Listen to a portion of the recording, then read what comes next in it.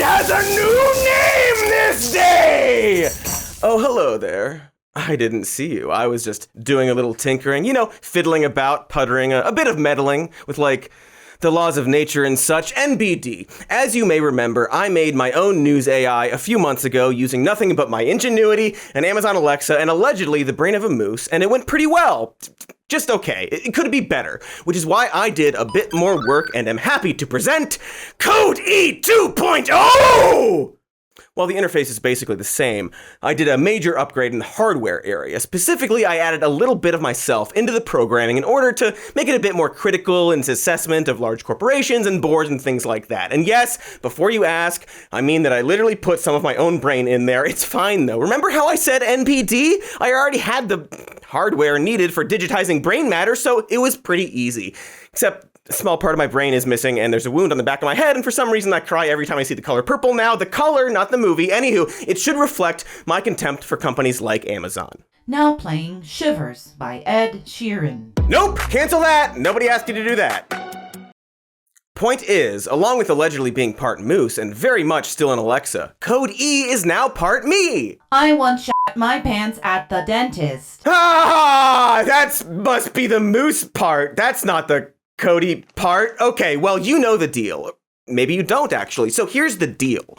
I'm gonna give Code E some kind of systemic problem or general question concerning America, and Code E will calculate an easy and often obvious solution that we could implement today. So if someone with power or money happens to be watching this, perhaps they could take the solution suggested here and run with it in a meaningful way. All right, Code E, are you ready for your first problem? I desire an entire pumpkin. That could actually be the moose or me. There's no telling with that one. Okay, first problem. Infant care is ridiculously unaffordable in the United States. Is there a way to change that? Processing. Processing. Right, I still gotta put more RAM into this thing. Or hummingbirds are fast, so maybe I could cram a bunch. Ooh, it's ready. The federal government should subsidize infant care. That's actually really obvious when you see it written out like that. It's important to ignore the male yearlings so that they may thrive on their own. Extremely good point. New parents, write that one down. As for you childless freaks wondering exactly what the dilly here is, well, America is in a bit of a pickle when it comes to childcare. A real dilly of a pickle, you could say. And this dildo of a pickle is something nerds call a market failure, as in an industry that is way too expensive for both the consumers and the providers of a service. For parents, the annual cost of childcare was at an average of $9,977 before the pandemic. By one estimate, that number is now up to $14,117. In Indiana, the most average state, families with kids under 5 spend around 20% of their income just on childcare alone. And while you'd expect this to be the fault of big nanny strong-arming parents with their playroom cabal, it turns out that on the provider side, childcare workers aren't making diddly shit despite these rising costs. The mean average annual year salary for employees across the board is only $26,790 in America. And so, right about now, you're probably wondering just where the heck all that money is going. Was it all eaten by that money monster George Clooney tried to warn us about? Actually, kind of. Or rather, if you think of government regulations as a money monster, which in this case, in most cases, you should not do that. No, you see, the business of watching children is one that needs a lot of oversight for reasons that should be obvious. When you drop your child or pet ape disguised as a child off somewhere, it's nice to know that the place has proper fire safety, CPR certified employees, and doesn't just stick your baby and or ape in a basement drawer. This is why the law requires only a handful of kids per childcare worker so that each kid gets the proper amount of attention. And also probably why my own childcare business failed so quickly and dramatically. Super didn't know you couldn't let apes and babies play together, learned that the gross way. While there's probably a conversation out there about regulation reform, there's simply no getting around how expensive and regulated a childcare business needs to be. You're basically running a small school, something you may perhaps realize is a thing funded by state taxes. So why wouldn't we also do that with childcare? Why in the hell would we consider the act of watching over kids while adults go to work to survive a for-profit business that only some people can afford? After all, America likes babies, right? They certainly put up a stink if you accidentally feed one to an ape. People are always concerned about our dwindling population, and most politicians, and especially the GOP, are rock hard for families. They are supposedly the pro-life party after all. And while perhaps there was a time when a single parent could provide for a household, this is of course no longer the case. So the logical conclusion here is to either pay people way more money or make childcare extremely cheap, if not totally free. Now, I know I just mentioned conservatives, but I'm really not talking about this through the lens of any political ideology. Despite your views of the free market, the concept of childcare simply doesn't work when treated like a business. We're seeing this right now with the aforementioned market failure, and that problem is compounding into everyone's problem as places begin to rehire after the pandemic. You know how there's a very vocal push by both parties to reopen schools? Well, that's not just for the kids' sake, but an essential step in getting our economy back on track. The childcare industry, it turns out, is a linchpin to our whole system. As one study discovered, roughly 8% of the economic activity in Europe simply can't happen as long as kids remain at home where parents have to look after them. They predict that's the same here in the States. This, of course, most affects women, 1.6 million of which are currently unable to rejoin the workforce due to a lack of childcare. Now, this isn't an emotional plea. It's not a political viewpoint. This is just sexy numbers. And I bring up Europe because, as you probably already guessed, other countries have already figured this out. In countries like Norway and Iceland and Denmark, the government spends between $23,000 to $29,000 per year per child. Germany, New Zealand, Austria, and many more all spend a substantial amount in the teens of thousands on childcare subsidies as well. And countries like Ireland and the UK offer free preschool for some portion of the day. Meanwhile, the United States spends only $500 per child per year. That is it. It's not even enough to get them the good PS5. And that puts us, pretty much dead last. It seems bad and easily avoidable, because you know who else subsidized childcare? The United States in the past. 27% of Richmond shipbuilders were women. Feminine workers with small children inspired the founding of 35 nursery school units and 10 extended daycare centers, which mothered over 1,400 youngsters at a time.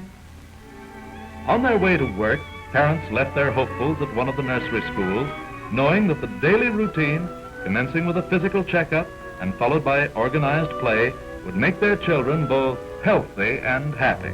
Thanks for that, old-timey voiceover man! Now, you might recall that our nation's ladies were once sent to fill in the jobs unoccupied by men fighting in World War II. During this era, the idea of women, or dames as they were scientifically classified at the time, was that they traditionally did not go to work. This was both due to a breathtaking system of sexism and also the fact that we had an economy where you could, work at a gas station and afford a house and a family. Wear that stupid milkman hat and turn crankshafts, and that would afford you a middle-class lifestyle. But when the war happened, Congress quickly realized that someone had to watch all these shitty kids while the moms were off riveting tanks and whatnot, and so they used the Lanham Act to create fully funded universal childcare. Not only was it available 6 days a week, but it cost families less than 12 cents per day, which is around $12 today. And boy, it was really effective. In total, looking after an estimated 550,000 to 600,000 children before the subsidies were ended in 1946. After that, we quietly went back to the same system as before, pretending the whole subsidized childcare thing didn't happen like some kind of super kinky one-night stand. And yet today, it appears that we're in a similar situation where both parents have to be away from home during the day. So I guess the question is, why didn't we do anything between then and now? Well, the last time the U.S. government seriously considered childcare policy was in 1971, but President Nixon vetoed it, saying a national childcare system would weaken American families. Yeah, it was Nixon.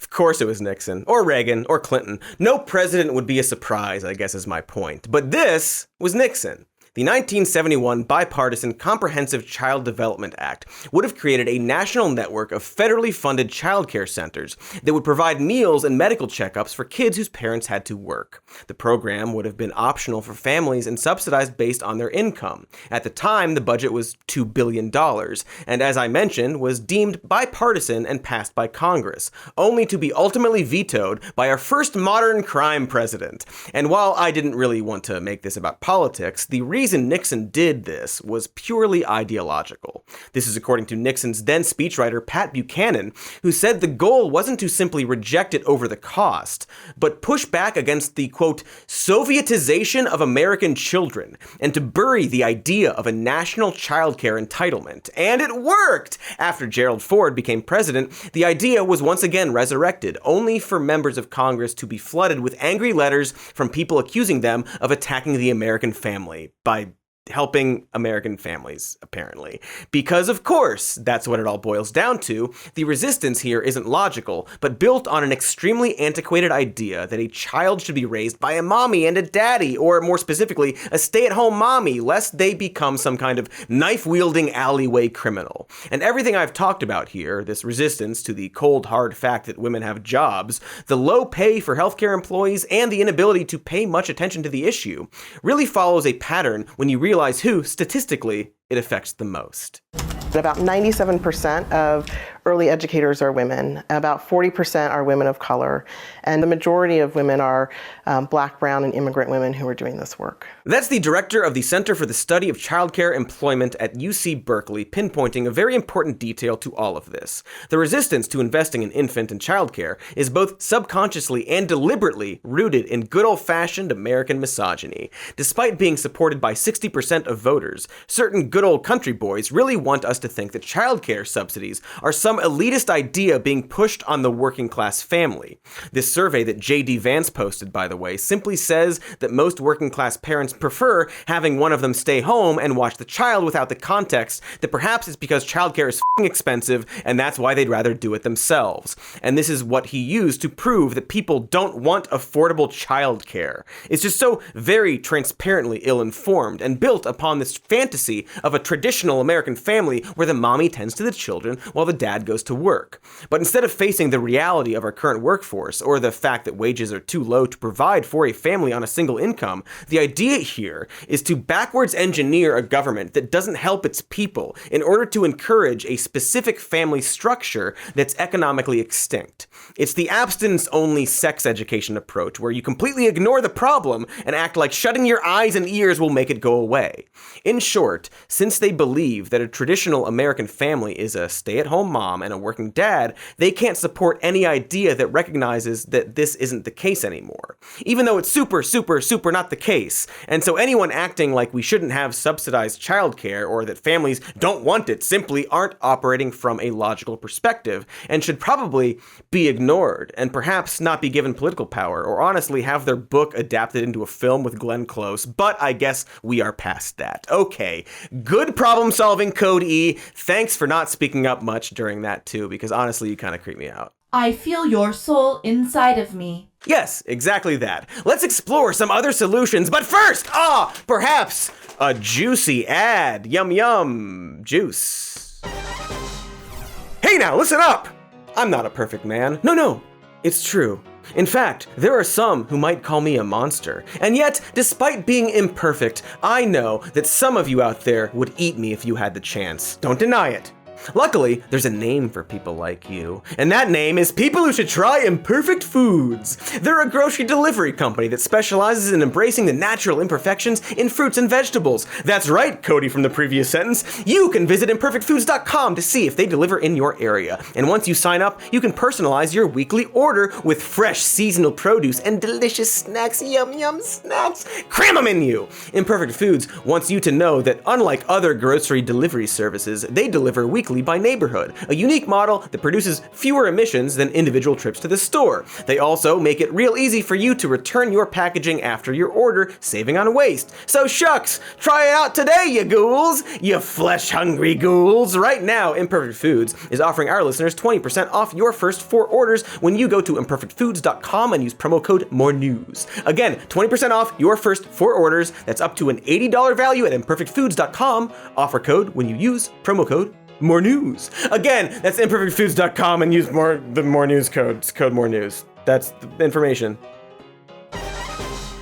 Hey, it's me. How are you? Do you ever think about how, in a lot of ways, everything is soup?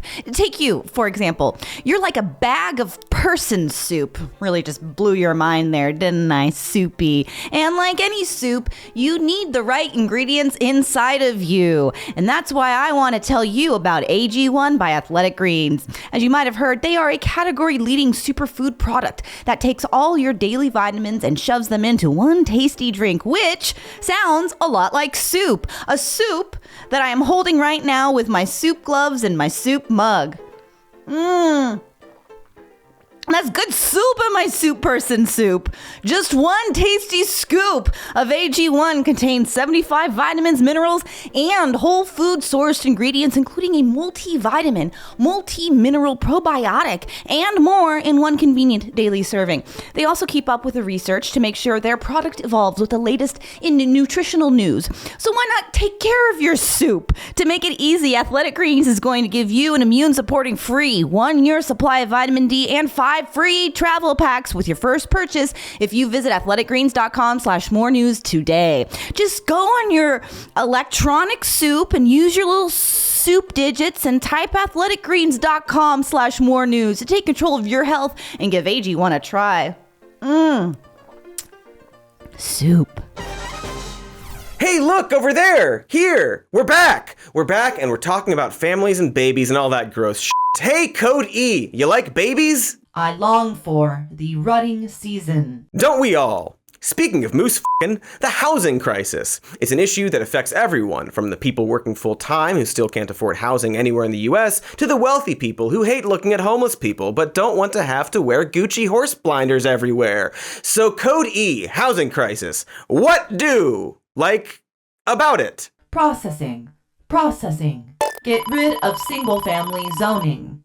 Ah, yes, single-family zoning. It's a product of that fantasy we just talked about. That American dream of a cozy little nuclear family, a yard, picket children, and a loving fence greeting you with coffee, with just a little bit of bourbon in the morning. Why would we ever get rid of such a thing? Well, to answer my own question, single-family zoning prevents affordable housing from being built, especially in dense cities. I don't know if you realize this, but folks are having a bit of trouble finding affordable places to live in this country. People tend to go where jobs are, and jobs tend to be concentrated in cities, and you only have so much room in cities. After all, we need enough space to be able to toss around the old 5-iron, you know? Put the old birdie in the bogey, smash the old ball washer on the back 9, and sink the dink in the stink. For real, golf courses consume over 10,000 acres of land just in the greater Los Angeles area. Using California state law's default density for low-income housing, 30 dwelling units per acre, and reserving approximately 14% acreage for roads. Well, golf course land could house approximately 258,000 low-income people or families. But of course, we can't take that land because rich people need it for quadruple bogeys on the fairway. Jeff Bezos' golf clubs are made of human femurs. I bet they are. Also, I guess poor people like golf too, in theory. Not sure why I'm being mean to just golf, so we can't seize all the golf courses and turn them into homes, take all of Jeff Bezos' money and property, and turn his bones into foosball rods. Well, then we still need to tackle single-family home zoning. Or we could do the golf course thing, but it seems like America isn't ready for that. So, single-family home zoning, or SFAZ, subsidize are regulations enacted by local governments that restrict buildings in an area to stand-alone single-family homes. No duplexes, townhouses, or multifamily housing are allowed to be built in these areas. The first zoning laws came into being around 1916 in Berkeley, California, when a real estate developer named Duncan McDuffie wanted to make sure that black people didn't move in next to his neighborhood of Elmwood with their terrifying dance hall. And yep, there it is, the racist history of almost every single one of our shitty laws. And surprisingly, the institutionalized racist effects of single-family home zoning didn't end even after we ended racism with that one Pepsi commercial. A study from UC Berkeley found a correlation between single-family home zoning and racial segregation in 2020. And a study from the Metropolitan Council in the Twin Cities region found that white families were 3 times more likely to be homeowners than black families. So single-family home zoning was built on the bones of racist policies, and those residential zoning bones continue to rattle to this day. Seems, bad. Like something we should get rid of. Not the bone zone, I mean the other thing. Single-family home zoning screws over minorities and also non-minorities who haven't accumulated intergenerational wealth. It is a very inclusive problem that certainly doesn't just affect Americans either. And despite what people might tell you about bootstraps and lifting oneself up by them, this lack of affordable housing is one of the bigger smoking guns when it comes to homeless rates in big cities. People aren't always able to find housing they can afford in areas where there are jobs or can't afford rent anywhere or have to choose between food or rent or end up homeless. And homeless people can't just get a job to get a roof over their heads. Despite the difficulties of holding a job without having a stable home, at the very least, 25% of the homeless population is employed, and up to 60% of the homeless population is employed part-time or goes through cycles of employment. This is why there can be cities that are thriving economically that have people living on the streets, because they're seemingly designed to make rent unaffordable like some kind of impossible Riddler puzzle. In Cupertino, California, headquarters of Apple, the homeless population has been growing, but since 2015, the city has only allowed 19 low-income units to be built. Meanwhile, they seem blindsided by the rise in homelessness as if there isn't a glaringly obvious reason for it. So, if it would fix the problem, why is there such resistance to building low-income housing? Why do we still cling on to the racist relics of single-family home zoning? Well, because poor people are icky? Hi, I'm Dave Chappelle. I just want to say, and Marianne, I can talk to you about this privately. I don't know why the village council would be afraid of litigation from a $24 million a year company while they X out a $65 million a year company. I cannot believe you would make me audition for you. You look like clowns. I am not bluffing. I will take it all off the table. That's all. Thank you. That was Dave Chappelle, famed comedian turned grumpy old man and cancel culture critic, using his fame to cancel poor people from living anywhere near his neighborhood. Now, his publicist has defended Chappelle, saying neither Dave nor his neighbors are against affordable housing. However, they are against the poorly vetted, cookie-cutter, sprawl-style development deal, which has little regard for the community, culture, and infrastructure of the village. Except Dave Chappelle only objected to the new plan that included affordable townhouses and duplexes, not the original plan that still had a bunch of development and suburban sprawl, but for single-family homes. According to the New York Times, the developer of the homes said he was not aware of any efforts to block the development until the plan was altered at the council's request to include affordable housing options. So, yeah, I'm sure Chappelle likes affordable housing in theory, just not in his backyard. I wonder if there's like a way we could shorten that last phrase. Oh, there is. So once someone reaches a certain level of wealth, they often turn into a NIMBY. It's like the curse of the Flying Dutchman, except instead of turning into a cool pirate zombie, you're just an asshole. NIMBY is short for not in my backyard, which is short for I don't want any poor people even next to my neighborhood or next to the neighborhood next to my neighborhood. And no, I'm not being suspicious. You won't find any orphans' bones, not in my backyard. NIMBYs believe they deserve to live in a special bubble filled only with other equally insufferable NIMBYs. They think allowing low-income housing anywhere near them will decrease property values and increase crime. In terms of decreasing property values, it doesn't seem to have as much of an effect as people think, and negative effects can be mitigated by good design and proper maintenance. Similarly, the evidence doesn't show an increase in crime when affordable housing is built near affluent communities. There are even studies showing a county-wide reduction in crime with the development of low-income housing, which can help revitalize more impoverished neighborhoods. So again, the fears of NIMBYs are not backed up by research, and really does come down to irrational fears and "you poors." So what can we do to stop the reign of NIMBYs? Well, we gotta bully some of these wads just enough to at least rid ourselves of single-family zoning. Thanks to the efforts of activists, the Minneapolis City Council voted to end their single-family home zoning regulations in 2018, which, by the way, increased property value sales by about 3 to 5%. The city does still face challenges to the new developments, such as other regulations in terms of building size, but it's a very welcome precedent to actually take on the zoning rules. Now playing Ed Sheeran's Shape of You. What? God, stop it! No, cancel. We'll get a copyright strike and it sucks. And I think we're good. But sometimes it's a much greater uphill battle to get the zoning regulations removed at the city level. Local governments are dominated by the power of wealthy homeowners. They can use their wealth, like Dave Chappelle did, to threaten and influence the city council. So they often have a disproportionately loud voice in the very city councils that vote for zoning regulations. When this happens, sometimes you need a higher authority. The power of Jesus Christ? What? No. I'm talking about statewide laws that allow for non-single family zones. Who told you about Jesus? Never mind. So in California, Gavin Newsom signed Senate Bills 9 and 10, which aim to defang single-family home zoning. SB 9 allows someone who owns a single-family plot to split it into 2 lots, either for 2 homes or 2 duplexes. Effectively, SB 9 allows any single-family zone plot to have up to 4 dwellings on it. SB 10 allows local governments to skip review requirements for rezoning neighborhoods near mass transit, making it easier to add more dwellings in these areas. While this may not be enough to solve the housing crisis in California, the fact that the government is taking direct aim at single-family zoning is a very significant move, and may help loosen the death grip it's had on neighborhoods.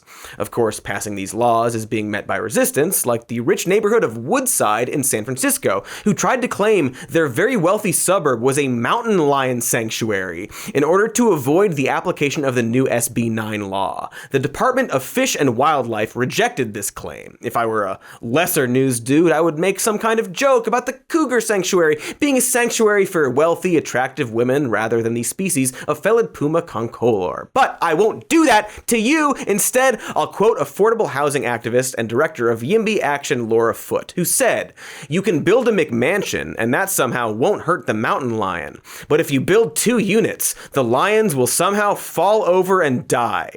So mountain lions and other animals are really important, and we should help protect them by conserving their actual habitat, rather than let rich people pretend their heated pool with built-in bar island legally counts as a wetland. I said no cougar jokes, monkey! I'll have your brain for this!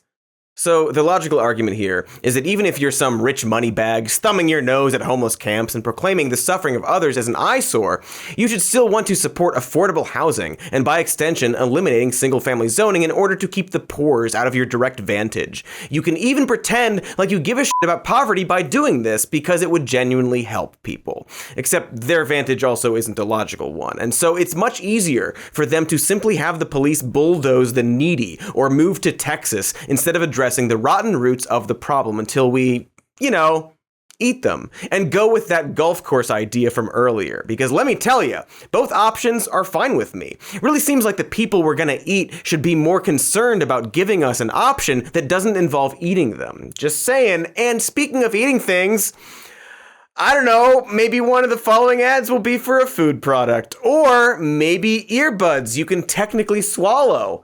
Let's find out. You know what really gets me going? Spending as little as $15 on a cell phone service? That really does it for me. That and picnics. Picnics really fire me up. Anyway, it's Mint Mobile I'm talking about. They offer high-quality wireless plans, all of which include unlimited talk and text for as little as $15. That's less than the cost of a cherry pitter, or a wicker basket, or a goat, or anything else you need for a proper picnic. It's extremely simple to switch from your current plan over to Mint Mobile. You can keep your number and your phone, plus you get access to the nation's largest 5G network, in case you need to do any stuff in a field, you see, like picnic. Oh yeah, that reminds me, Mint Mobile uses the same network as T-Mobile. That is important to know. So to recap, it runs on a quality network, is easy to switch over to, is very affordable, and picnics. So to get your new wireless plan for just $15 a month and get the plan shipped to your door for free, go to mintmobile.com/more-news. That's mintmobile.com/more-news. Cut your wireless bill to $15 a month at mintmobile.com/more-news. You know, being a secret professional luchador wrestler is a lot of work, I imagine. You'd have to drive to Mexico every weekend, lift weights during your off hours, and of course, learn an entirely new language to negotiate contracts and deal with the police. A person like that should really check out Babbel, the learning app that makes picking up a new language fun, fast, and easy. Unlike other apps that use AI for their lesson plans, Babbel worked with over 100 language experts to create theirs. Whether you're just looking for a new hobby or desperately trying to maintain a wrestling career, Babbel is perfect for your needs. You can choose from 14 different languages like Spanish or French or Italian or German. Plus, their speech recognition technology helps you to improve your pronunciation and accente, which is really important when you're trying to whip up an audience of wrestling fans into a frenzy. And right now, when you purchase a 3-month Babbel subscription, you'll get an additional 3 months for free. That's 6 months for the price of 3. Just go to Babbel.com and use promo code MORENEWS. That's BABBEL.com, code MORENEWS. Babbel. Language for life. And we are back and sassy. We were just discussing how homeowners shouldn't have the right to prevent anyone else from getting housing. That's not a reasonable human right. But what is a reasonable human right for someone to have in their home? Not getting murdered? That seems reasonable. So Code E, what's an easy way we could stop people from being murdered in their own homes? Processing. Do you always have to say processing while you're thinking? It's a little repetitive. Would you like a tortured scream? Yeah. What about like a fun thinking song like Blue's Clues does? Playing tortured screams. How's everyone doing? Back of my head is bleeding pretty bad, so I might... Stop doing no-knock raids. Oh yes. The no-knock raid. Is it wicked and or totally sweet like the movie The Raid? Quick answer, no. Long answer, no, but longer. Basically, a judge can issue a warrant that allows the cops to enter someone's home without alerting them to their presence with, say, a knock or ringing the doorbell. The idea is that it allows cops to enter the suspect's home, or sometimes an unrelated person's home if they make a bit of a whoopsie-doodly poopsie-whoops or boople. Cops do over 20,000 of them per year, so there must be some justification, right? This is a matter of life or death. Certainly, we wouldn't be living in a country where cops are allowed to systemically terrorize people for no good reason, right? Am I right? Well, they're typically used for drug raids, so no, I am not. In fact, 80% of no-knock raids are for a search warrant, as in just looking for evidence rather than confronting an active shooter or hostage takers. The justification being that if the suspects know the cops are coming, well, they'll flush their stash. But there's something strange about this logic, and not just that the crime of simply having drugs is maybe not worth murdering suspects over. The other logical flaw is that if you have a huge drug warehouse, you know, the kind of place that would greatly contribute to drug trafficking, there's no way you can flush the evidence between the time the police announce their presence and barge in. So that means the no-knock only really allows cops to prevent someone with a small amount of drugs from hiding the evidence. You know, like a low-level dealer or just someone with a personal supply who perhaps doesn't need a military-grade hammer to fall on them. Seems like this is just a way to harass and murder everyday people rather than bust large drug suppliers. The other justification is safety, but like, whose? The New York Times found that between 2010 and 2016, at least 81 civilians and 13 law enforcement officers died in no-knock raids. Geez, it's like surprising someone in the middle of the night with a gun in their face might be dangerous. Since we allow people in this country to legally own guns for protection from, say, a nighttime intruder.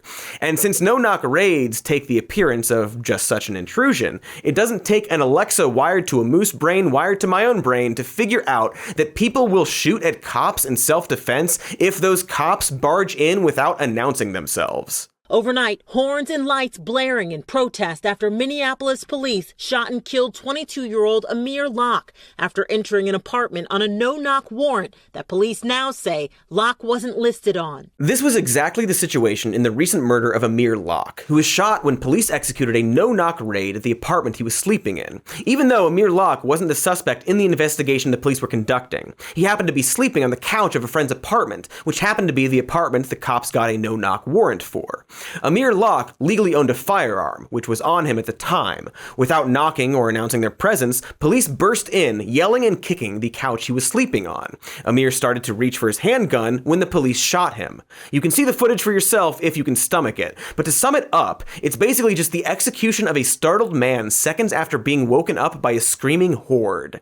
A similar situation is what led to the police murder of Breonna Taylor, except that time she wasn't even the person with the legal firearm. It was her boyfriend, who was responding to the sudden appearance of unannounced armed intruders after a battering ram slammed open their apartment door. So, what is it, America? Are we allowed to have guns to defend against intruders, or are cops allowed to shoot you if they break into your house at night without saying they're cops and acting indistinguishable from an intruder, except that they're legally allowed to shoot you for acting in self-defense? And does the answer to this question depend on your skin color? I mean, yeah, after all, minorities are disproportionately likely to be subjected to a SWAT raid for a search warrant. 84% of SWAT raids on minority suspects are for a search warrant rather than an active shooter or violent situation, whereas only 65% of SWAT raids for white suspects were for search warrants rather than active violent situations. Maybe some helpful context is that no-knock raids were started during the wildly racist War on Drugs, a war declared on the country of drugs by Nixon in the 70s and fueled by Reagan, but also by every subsequent president. But more on that later. And despite almost stupidly obvious problems with no-knock raids on houses where people are legally permitted firearms for home protection, police still do them even when they are fully aware that the person or people inside legally carry firearms.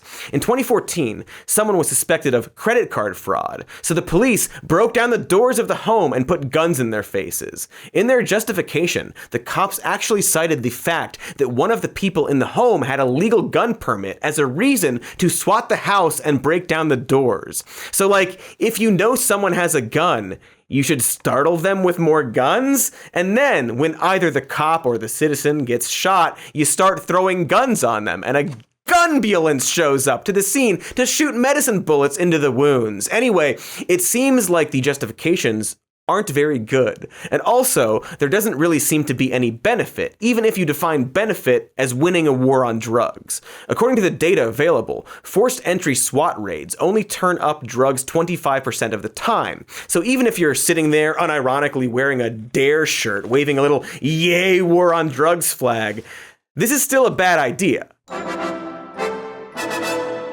So speaking of DARE, dude, a recap! Excellent! So to recap, no-knock raids kill people, including children, or sometimes they just kill your pets, or sometimes both people and pets at the same time. People can be maimed, including children, and burglars sometimes pretend to be police in order to force their way into homes, because when there's basically no difference in behavior between police and armed intruders, it's an incredibly easy disguise. It also can kill cops, and doesn't actually work in stopping the sale of drugs. It just seems bad, which I guess is the overall theme of today's episode. And on top of all of that, these raids get people accustomed to a police presence that acts like an occupying force and treats their citizens as enemy combatants. It opens up for the normalization of an increasingly powerful and unchecked police force, as has already been happening over the past, entire history of U.S. police. Consider a controversial raid by Kentucky police in 2005. While police did actually knock, briefly, in this case, they bust down the door of an apartment they didn't even have a warrant to. Allegedly, they smelled marijuana and heard a toilet flushing. And so they assumed a drug dealer that they were searching for may be in there. While he wasn't, they still arrested the occupant for having some drugs on him and won the ensuing Supreme Court case that ruled they didn't violate the man's civil rights. There's no reason to believe that the already flimsy justifications for no-knock raids won't be expanded, just like they have been for knock raids or quick knock raids, for which the knocking is already becoming more or less a formality, as the police can forcibly enter less than 20 seconds after knocking and without confirming the residents heard them. So hey, maybe we shouldn't be setting the stage for police to be able to break down your door with or without announcing themselves if they hear a toilet flush, smell weed, or hear the crinkle of a Takis bag. Wouldn't you rather get high in the comfort of your home, knowing that a person can't just bust in there and randomly arrest or shoot you? That's not unreasonable to ask. So maybe just stop doing no-knock raids. I don't really have an alternative solution here. They just seem really bad, and we should stop doing them because the damages far outweigh the benefits. And you know what? We also shouldn't be doing 99% of regular SWAT, because now the difference between a no-knock raid and a quick-knock SWAT, as they call it, is almost indistinguishable. The fact we use military-style forced entry for drugs when we're starting to get boutique weed stores in places it's legal is, weird. Oh, and bad. And wrong. And what else? Yes, bad. Did I already say bad? My memory is starting to do stuff not good. Okay, but we're doing really great here. Solving police stuff, large hole in the back of my head, probably have time for 1.5 more problems to solve before I need to perhaps go to the hospital about this brain hole. My vision's a little blurry and I can't quite form thoughts, but you know what they say, the basement upstairs is where spiders best win swimming matches, trees smelling burning trees. Okay, new problem for Code E. So, Code E, let's talk more about this whole war on the drugs dilly. If we don't go about this drug war by doing no-knock raids on people's homes and murdering them and their children, what should we do? There is, after all, an opioid crisis currently accelerating in this country, as new data from the CDC shows that overdose deaths have risen from 56,000 in 2020 to 76,000 in 2021.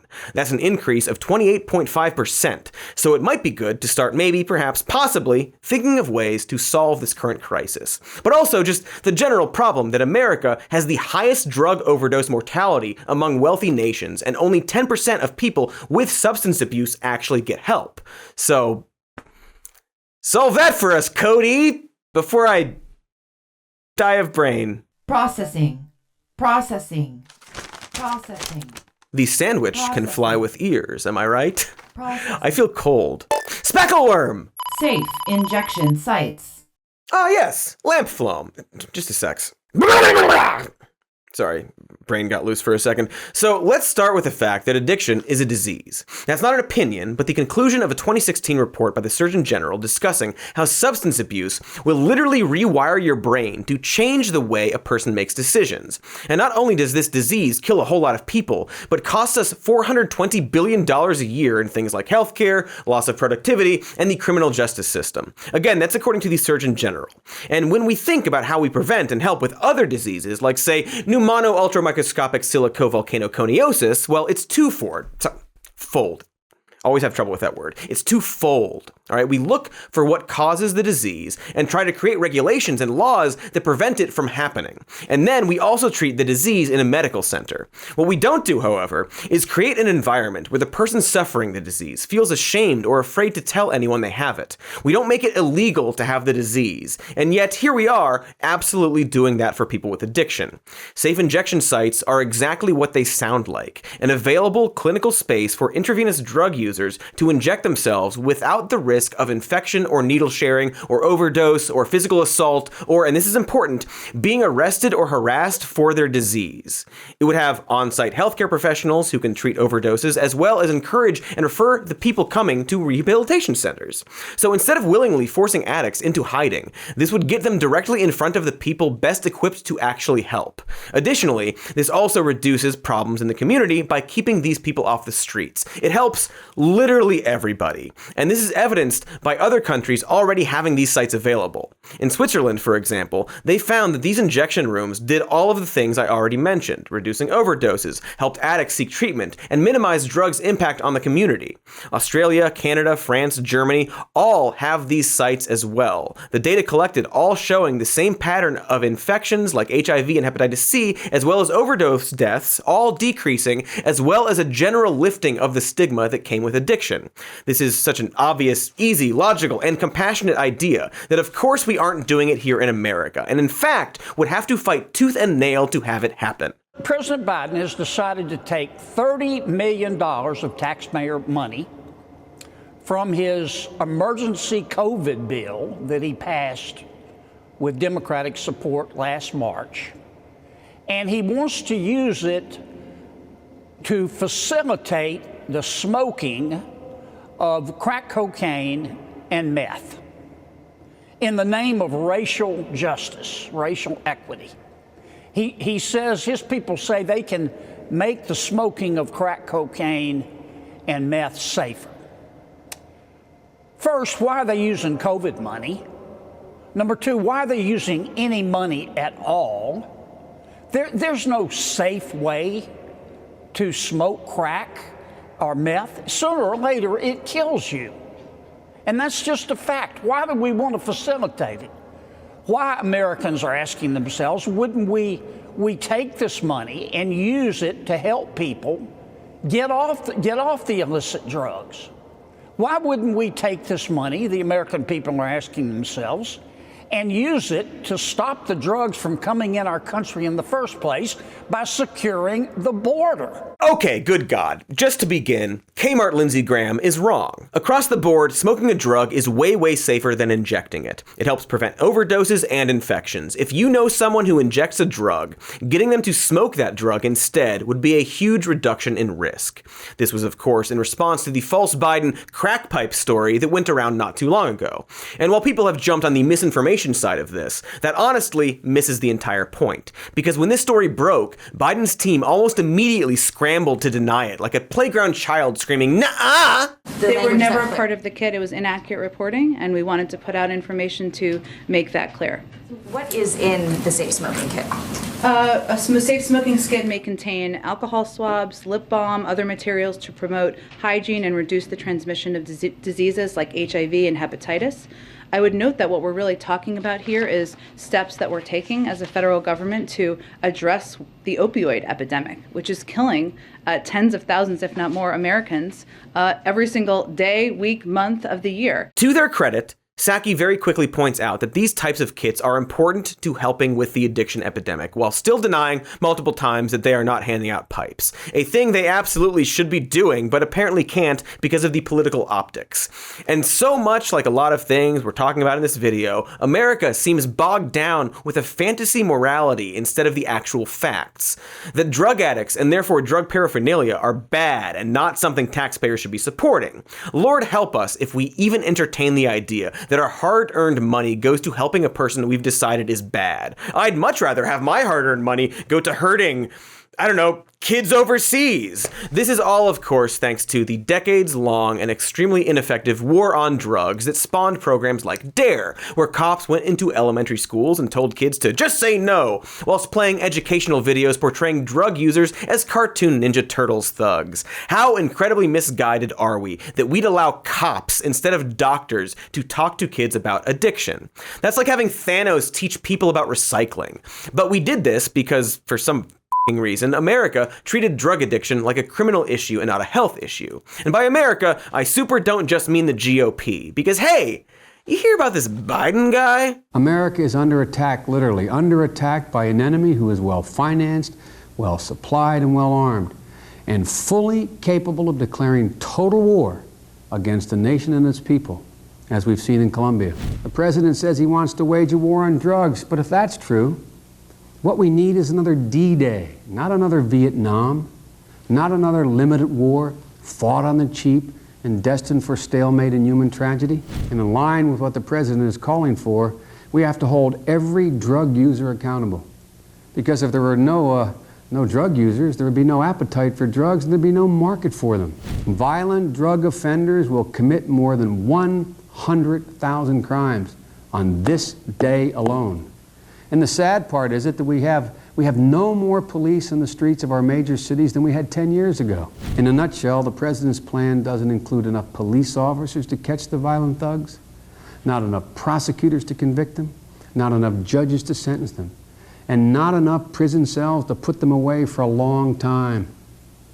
That's why right now, 6 out of every 10 criminals who are arrested on drug charges have their cases dropped. Absolutely horrifying stuff, thank you, Joe. I'm sure most people are aware of Biden's long history with doing the exact wrong thing when it comes to drug addiction in this country. You could argue he has evolved, but it sure didn't seem like it when he went back and forth on the issue during the primaries. And that's a bit of a bummer, considering that this sort of change really could start at the top. It would be especially nice because Biden's past failures stem from almost the exact opposite ideology of safe injection sites. In the early 2000s, he became a main promoter for the RAVE Act and the Illicit Drug Anti-Proliferation Act, which were amendments to the Controlled Substances Act that created steep penalties for anyone intentionally leasing, renting, or intentionally profiting from any place where people were doing drugs. This essentially made places like raves more dangerous by forcing club owners to hide drug use and by extension efforts to aid anyone who might be overdosing, such as giving out water or offering cool-off rooms for people in distress. You remember that scene in Bad Boys 2 where Peter Stormare dumps a kid onto the street so he doesn't OD in his club? Of course you remember that scene. It's a great film. And that's the kind of thinking the RAVE Act would encourage. It didn't stop raves, but just made them more underground and therefore more dangerous. It's once more that abstinence-only sex education approach I mentioned earlier, where instead of finding solutions to a problem, they opted to close their eyes and cover their ears. And somehow, they thought this would win the war on drugs, which is staggering to think about. Anyone who had strict parents can certainly attest that inflicting hard rules and penalties doesn't prevent a misdeed, but rather forces a person into hiding and repression until one day it all comes out and they're doing self-inflicted brain surgery and bulk purchasing apes for various tasks. But again, that was the old Biden. Unfortunately, the new Biden isn't that much different. While he's changed his tone on weed, he also really hasn't done much to decriminalize or legalize it on a federal level. By all accounts, he is very much stuck in the shoddy war on drugs mentality. So while we really should just declassify opioids as a Schedule I drug and turn over that rock so that we could actually treat people with addictions, that seems unlikely since we're still grappling with the concept of decriminalizing f***ing weed. And while his administration has supported the idea of harm reduction measures, it's yet to actually endorse the idea of a safe injection site. It's a real goddamn stinker because there's a universe out there where the president could not only promote the idea of safe injection sites, but direct the DOJ and federal law enforcement to then ignore them as targets. Because it turns out that this extremely good idea of having safe injection sites is already something that's beginning to happen on a state and local level. Presumably because they watched this video just now? Right now, New York is opening several safe injection sites, while other areas are fighting to do the same. Philadelphia is currently tied up in federal courts to start their own site. The complications, thanks to a certain document-flushing former loser president's DOJ suing the nonprofit responsible under the claim that safe injection sites would violate, can you guess it? The Illicit Drug Anti-Proliferation Act. Thanks again, Joe. See, it actually doesn't matter if Joe has changed his mind since pushing the RAVE Act, because as long as it's still in effect, the next administration can use it to snuff out any attempt to maintain safe injection sites. So unless the federal government gets involved, cities like San Francisco can open such a place, operate it for years, only to have the rug pulled from under them at any point. And so any modern effort to tackle addiction in a meaningful way kind of falls short unless it addresses and nullifies the previous terrible efforts to crack down on drug users. We can't simply claim to evolve or move past the mistakes of the past. We need to address them head on and stomp them out. And so while the actual logistics of lifting the stigma and creating safe injection sites are very simple on paper, they become wildly complicated when you factor that it would require a bunch of old-ass politicians to openly admit they were fear-mongering for decades and reverse their ideology on the issue. Because, everything we've talked about today, the stuff that actually needs to be done to help, it's not happening because of fear. Fear that our way of life is being threatened, and instead of exploring the systemic problems, opting to blame the people in most need of help. Single mothers or parents struggling to make a living, drug addicts, and the homeless. Instead of thinking from the top down and questioning the government and its policies, there's still this death wish mentality where we can't see past the solution beyond the realm of criminal justice. For example, hey, Code E, real quick. What should an individual do if they see somebody shoplifting? Processing. Please be quick. I can feel the blood running down my back. You should mind your own business. Ta-da! Now, you probably have seen all these stories about a shoplifting crisis in America, often but not exclusively boosted by right-leaning sites talking about this rising epidemic and highlighting lax-lawed liberal areas being mocked by thieves. You've probably seen scores of people filming and even intervening with said shoplifting, which according to sources has become more emboldened in states like California. And it's hard not to be concerned when, for example, the president of the California Retailers Association tells the media that in San Francisco and Oakland alone, retail stores lost $3.6 billion to shoplifting last year, which is just wild because that's actually 25% of all retail sales in that area. That's a lot. That's like suspiciously a lot, like in the way that it's actually a lie. And when the LA Times asked someone at the CRA how they got that number, they responded by saying, quote, "There's no way of knowing exactly what the actual number would be." As in, they just pulled one from their behinds or anuses. And it turns out that there is a way to know how bad shoplifting is in this country. For example, the National Retail Federation puts the number at a way more realistic 0.07% of all retail sales. And if we think about burglary as a whole in both residential and commercial spaces, according to the FBI, these types of crimes have been going steadily down for years. Even in San Francisco specifically, there's a decline, as evidenced by checking out California's DOJ statistics for that city. So why are we talking about this theft epidemic? For starters, many of the sources saying it's a problem are the companies themselves, who happen to be in the middle of lobbying Congress to pass a specific law against reselling stolen goods. But also, by other accounts, shoplifting did slightly increase because of the pandemic, while still remaining low overall. Because everyone lost their jobs and are trying to survive. And so going back to the original solution, maybe we should just mind our own fucking business. And these fake shoplifting scares are something that just happen every now and then. Like, here's one from 2008. And so, yeah, sure, shoplifting can hurt especially small stores, and perhaps we should have insurance companies cover it because it turns out they don't. But in terms of how to fix it, like it's some kind of crisis, it just isn't one. And ultimately, it's a symptom of other systemic problems like drug addiction and poverty, and maybe we shouldn't film these people and especially not try to stop them, and instead think about what's causing this. Besides the corporate fear-mongering and a media more than happy to relay their propaganda because it gets them the clicks.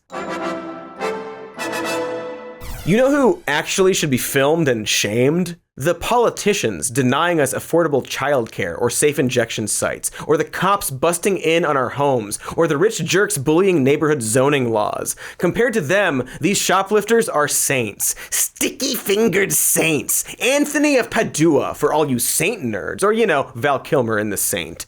It's just kind of the perfect storm of everything we're talking about, with fear, blaming the vulnerable, and being glued to a capitalist system of law and order justifying a lot of shitty ideas. It's like We can't stop cutting off our noses to spite our faces, or drilling large holes in our skulls to run our experimental moose AI. All right, well, I'm gonna lie down for a while before the tiny firemen reach my mouth, but I think this went really well. Cody didn't shill for Amazon once or threaten to kill anyone, so I really can't think of a single flaw with this whole jelly bean razor blade. Okay, bye, Dad. Great Thanksgiving, everyone.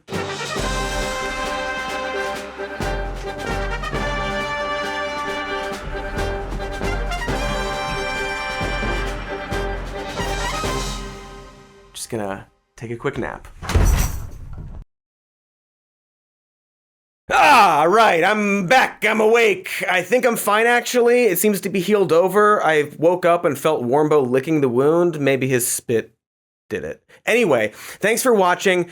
Like and subscribe. We've got a merch store. We've got patreon.com/somemore-news. We've got a podcast called Even More News. You can listen to this show, Some More News, as a podcast if you want.